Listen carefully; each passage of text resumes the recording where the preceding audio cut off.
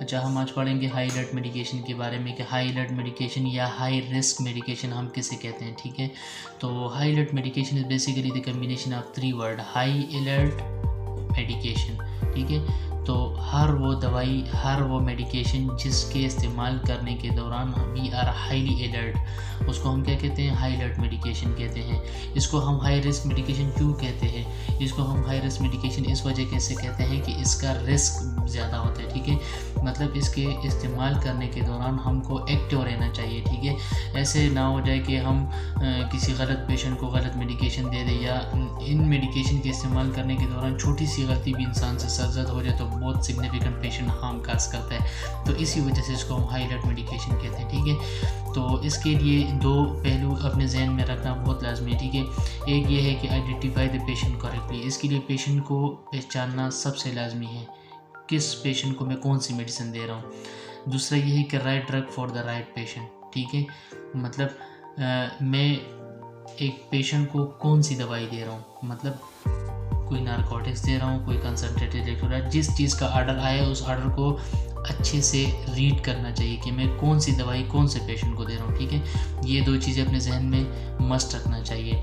और जैसे कि हमें IPSG गाइडलाइन बताता है, इंटरनेशनल पेशेंट सेफ्टी गोल जो है हमें हाई अलर्ट मेडिकेशन पे सबसे ज़्यादा फोकस देता है। ठीक है, this is the point number 3 of IPSG guideline. ठीक है, इसी तरह के साथ साथ में जैसे मैंने आपको बताया कि identify the patient correctly, this is the first point of IPSG guideline.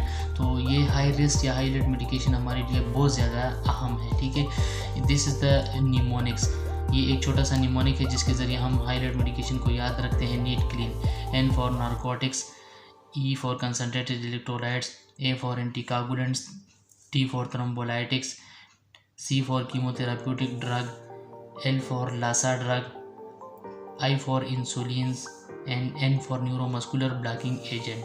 ठीक है, तो हाई अलर्ट मेडिकेशन को समझने के लिए सबसे पहले हमें लाजमी है कि हम ये निमोनिक समझ लें, narcotics, electrolytes, anticoagulant, thrombolytic, chemotherapeutic, LASA, insulin, neuromuscular, इसको मेमोराइज़ करके ये हमारे जहन में बात आ जाती है कि ये हम किस किस को कहते हैं। ठीक है, बट सबसे इम्पॉर्टेंट जो बात है, सबसे लाजमी जो बात है, वो हमको ये समझनी चाहिए कि N तो नारकोटिक्स हो गए। ठीक है, अभी हमारे पास नारकोटिक्स में कौन कौन से आते हैं, मॉर्फिन, फेंटानिल, पेथेडिन, इसके 8 डोसेज फॉर्म आते हैं। कंसनट्रेटेड इलेक्ट्रोलाइट्स भी हमको पता है कि हमारे साथ पोटाशियम क्लोराइड है, पोटाशियम फॉस्फेट है, मैग्नीशियम सल्फेट, हाइपरटोनिक सेलेन है, इसी तरह एंटीकोगुलेंट वारफरीन वगैरह हो गया, हेपरीन, थ्रोम्बोलाइटिक, सेप्टोकाइनेज, एल्टिप्लेज, रेटिप्लेज हो गया, या टर्टल पेरेंटल न्यूट्रिशन हो गया।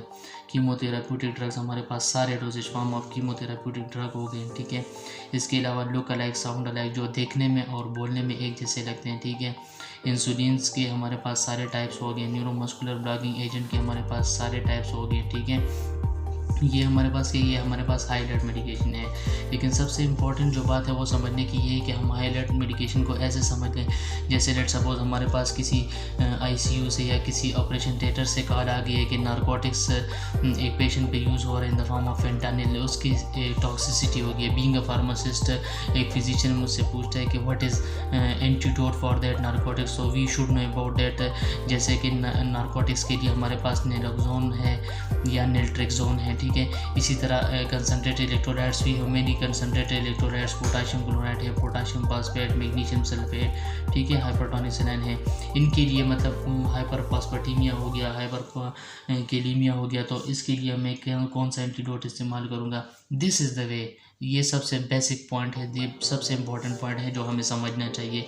लेट सपोज मेरे साथ एंटीकोगुलेंट्स की टॉक्सिसिटी होगी, तो इसके कवर करने के लिए मैं क्या दूंगा। ठीक है, तो ये चीज़ें बहुत ज़्यादा इंपॉर्टेंस है। नारकोटिक्स के लिए हम नेलोक्सोन यूज़ करते हैं, नेल्ट्रेक्सोन यूज़ करते हैं। इसी तरह मैग्नीशियम सल्फेट की जब टॉक्सिसिटी हो जाती है तो हम कैल्शियम ग्लूकोनेट यूज़ करते हैं। एंटीकोगुलेंट में से जब वारफरीन की टॉक्सिसिटी हो जाती है तो हम विटामिन K यूज़ करते हैं। हेपरीन की टॉक्सिसिटी होगी, हम प्रोटामिन सल्फेट यूज़ करते हैं। ठीक है, थ्रोम्बोलाइटिक्स, स्ट्रेप्टोकाइनेज, एल्टिप्लेज, रेटिप्लेज, इनकी टॉक्सिसिटी होगी तो हम क्या यूज़ करते हैं। ठीक है, अमाइनो कैप्रोइक एसिड यूज़ करते हैं, बिकार के नाम से आते हैं, ट्रांजामिनिक एसिड यूज़ करते हैं। कीमोथेराप्यूटिक ड्रग्स की अगर हमारे साथ लेट सपोज टॉक्सिसिटी हो गई है तो इसको काउंटर करने के लिए हम क्या देंगे, ठीक है। तो जैसे for example uridine try acetate हमारे पास एक फ्लोरोयूरासिल के लिए एंटीडोट इस्तेमाल होती है, ठीक है। ये चीज़ें हमको याद रखनी चाहिए basically. This is the important term for understanding the high alert medication.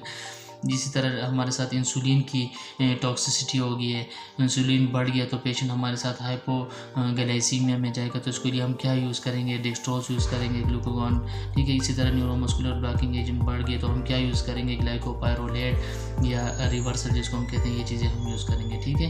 तो हाई अलर्ट मेडिकेशन को समझने के लिए चीज़ें बहुत ज़्यादा लाजमी है एंटीडोट और उसको कवर करने के लिए। लेट्स सपोज हमारे साथ कोई टॉक्सिसिटी हो गई है।